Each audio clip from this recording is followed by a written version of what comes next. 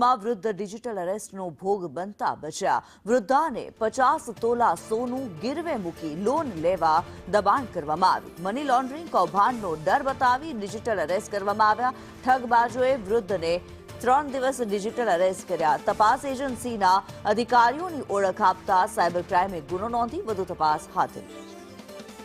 મનીષ પરમાર વધુ વિગતો સાથે જોડાયા છે. મનીષ, એક વૃદ્ધ ડિજિટલ અરેસ્ટનો ભોગ બન્યા છે, શું માહિતી છે આ મામલે?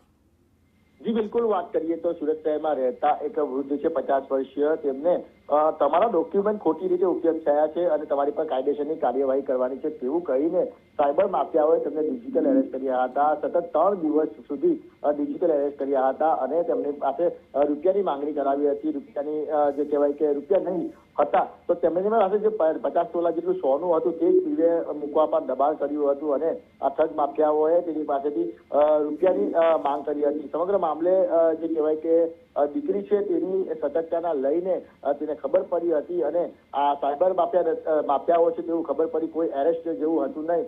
તેમને મૂક્યા એટલે કહેવાય કે સુરત શહેરમાં ફરી એકવાર જે વૃદ્ધોને ડિજિટલ એરેસ્ટ કરવામાં આવે છે ત્યારે આ વૃદ્ધ ડિજિટલ એરેસ્ટ થઈને જે રૂપિયા આપવાના હોય છે તેમાં બચી ગયા છે.